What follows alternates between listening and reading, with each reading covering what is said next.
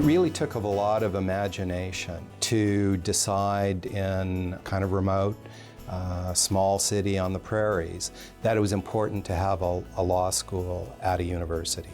Nothing like that existed in British Columbia until after the Second World War. Nothing like that existed in Ontario until the 1940s. So for people here in Alberta to decide that a law school was important, I think says a lot about the character of the vision of the people who were early pioneers of university education in Alberta. It's a big landmark and there's a lot of history here. And I think that influences the law school itself. We have some of the best professors here. We have a really great academic reputation, and we've got a really great reputation for having a close-knit community here. And I think that that's all built on the previous 100 years. And so I'm really excited to be part of it. In 1912, just 4 years after the official opening of the University of Alberta, the Faculty of Law's part-time program emerged. The classes were offered over town and at the Edmonton Courthouse by practicing lawyers. The first graduates received degrees in 1914, including the first female graduate, Lillian Ruby Clemens. By 1921, the Faculty of Law was established as a full-time program at the university. The heart of the faculty was the Law Library in the Arts Building. John Alexander Weir was hired as the faculty's first full-time teacher in 1921. He became dean in 1926. He was joined in 1930 by Dr. Malcolm McIntyre, who served as Dean of Law from 1942 to 1945. The long list of distinguished graduates started early for Western Canada's oldest law school and the country's third oldest common law school. One of the very first classes when the law school came over to the university, for example, was Clarence Campbell. He became president of the National Hockey League, a war crimes prosecutor, and by 1939, Marjorie Montgomery Bowker, a graduate of that year, was, if not the first, then one of the very first women judges to be appointed in Alberta. During World War II, George H. Steer was appointed acting dean. The process of renewal and rebuilding began in 1945, when Steer recruited Wilbur Bowker to teach at the law school on a full-time basis. Wilbur Bowker became acting dean in 1947 and dean of law in 1948. He maintained an association with the faculty for over 50 years as dean, director of the Institute of Law, Research and Reform, and finally as professor emeritus. He is remembered for his meticulous legal scholarship and for his down-to-earth humility. I do remember one great tale of a graduate who's now a very distinguished business person who went to see Wilbur halfway through his third year and said, "Dean Bowker, I don't have enough money to finish law school, I have to drop out." And Wilbur said, "Well, let me see what I can do," and come up and see me in a couple of days. The student went to see Wilbur and Wilbur gave him a check. And the student said, "Thank you very much," and took it away and realized the check was written by the dean on his own account, that he didn't want to see that student have to drop out.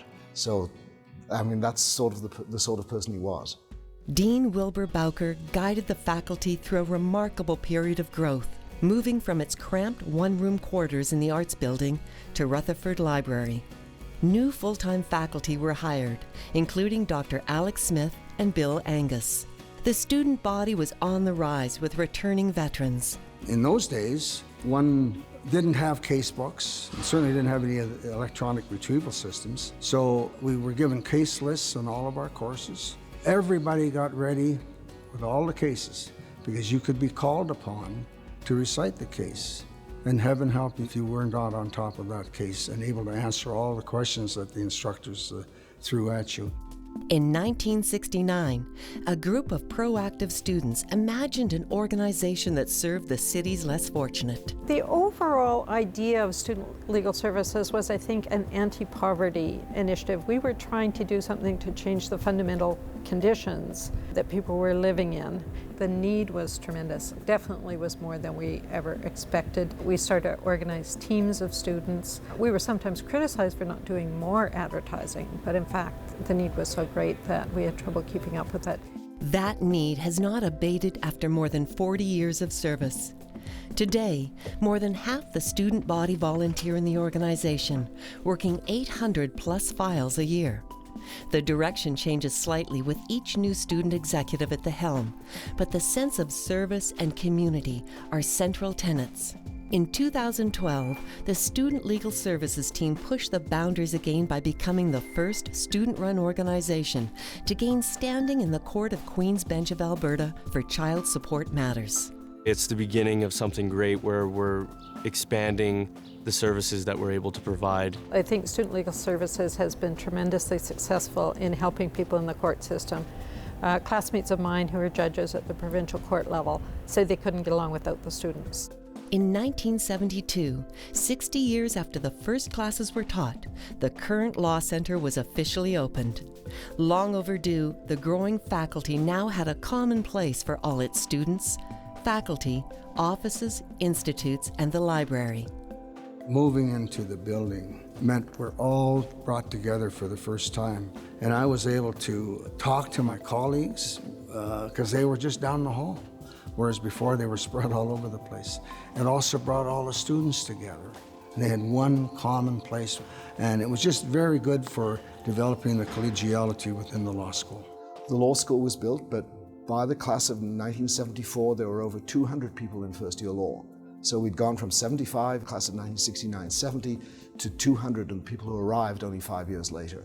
And law became, as it did throughout North America, a career of choice. Since 1972, the number of students has remained at 500 in all 3 years. In addition, there are 20 graduate students in master's and doctoral programs, roughly 35 professors, and over 50 sessional lecturers. The early 1970s also marked the arrival of first-year instructor and graduate Ellen Picard. Picard was assigned Wilbur Bowker's dental jurisprudence class in the underserved health law field.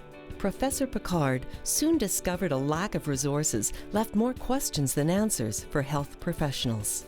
Concurrent with the opportunity to teach dental students was the reality that I was married to a medical student.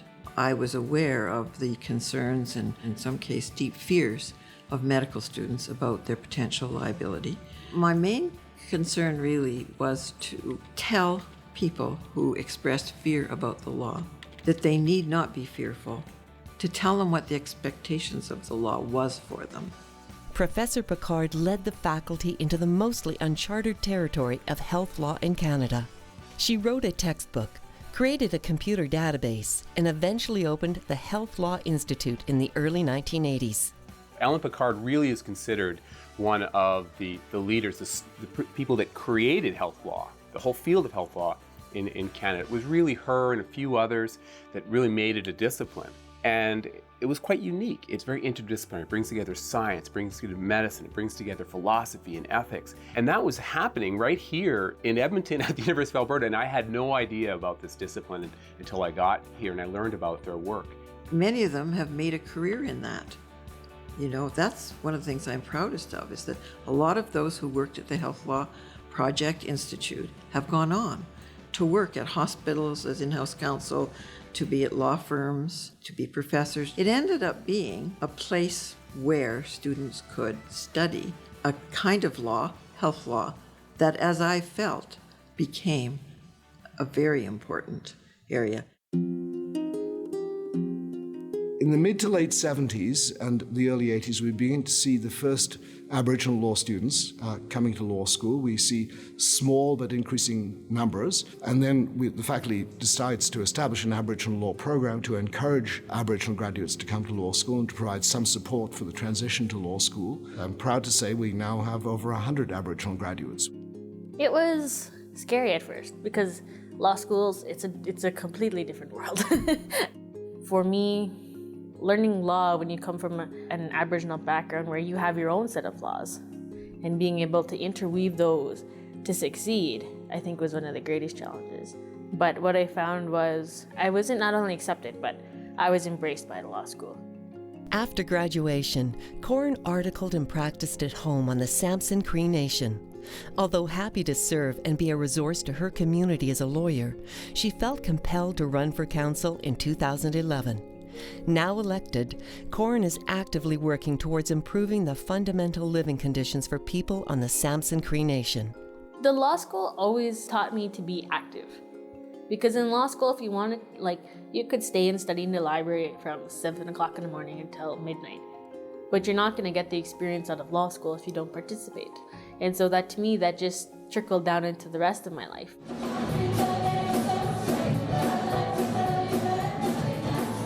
Being active and involved is pervasive across the Faculty of Law. Law Show began in 1996 as a creative outlet, a release from the intense academic environment. What was once a small show has now grown to include more than 200 student and faculty volunteers and has raised over $300,000 for local social service agencies. For the past 17 years, over that time, Law Show's really sort of taken on a life of its own. It's well known in the legal community, and it's something that the students are introduced to immediately when they come to law school. I think the people who have participated in it will often say to the first-year students, if you don't do anything else, at least do Law Show. The process of building the faculty continues, thanks in no small part to the financial commitment of individuals, firms, and corporate donors. Law Campaign 75, launched in 1995, raised over $4 million for the faculty. Law Campaign 2008 raised approximately $20 million for student and program support, law center renovation, technology upgrades, and faculty positions. The Faculty of Law has many multi-generational families as alumni. Legal education has become a tradition with many families, passed down from parents to children and across extended families. The Mackenzie family has 3 generations: Ken, Gordon, and Julie.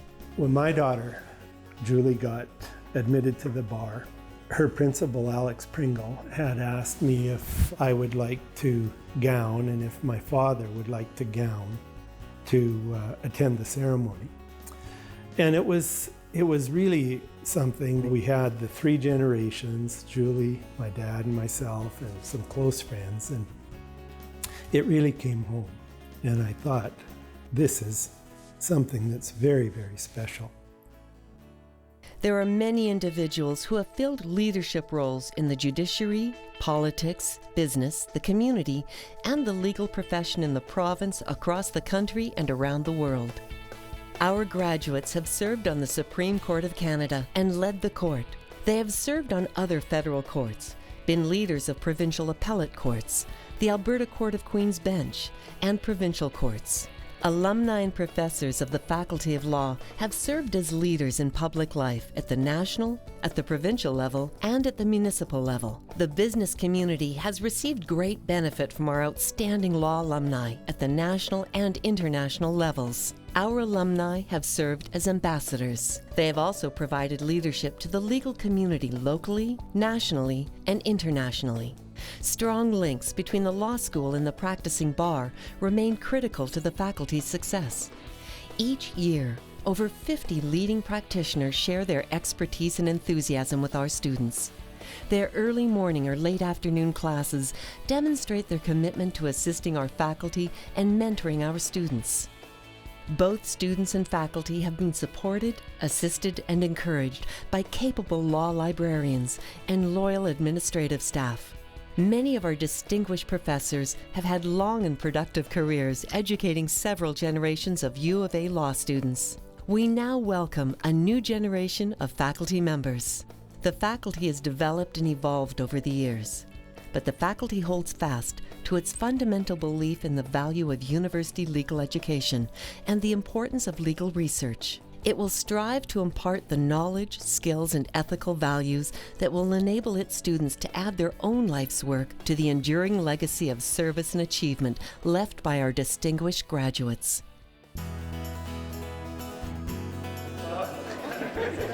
I'd say the law school's had a tremendous impact on Alberta society in terms of what people have gone on to do in setting up research and reform institutions, other legal services organizations, but also in other aspects of Alberta life, museums, art galleries, cultural organizations of one sort or another, or sports.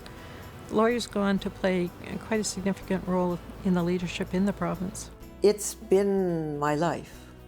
I'm very proud of my association with the Faculty of Law and that I'm a builder of the Faculty of Law. It's really everything to me.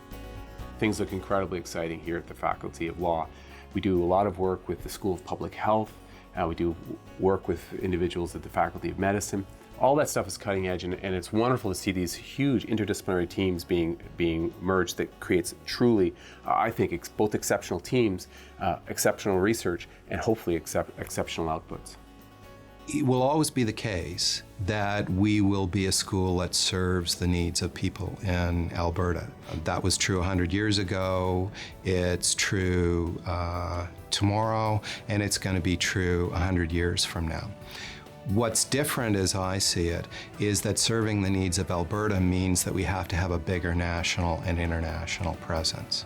And as we develop that bigger national and international presence, we're going to have to rely on our alumni to help us in that endeavor. But I have every reason to believe that they will be supportive and that we will be successful. Each of our graduates have played a personal part in the history of the Faculty of Law at the University of Alberta. We all have an important role in building on the legacy we have been given. We must use our education to strengthen the entire community and ensure that the quality of our degree and the reputation of the program remains high to produce the next generation of leaders in our communities.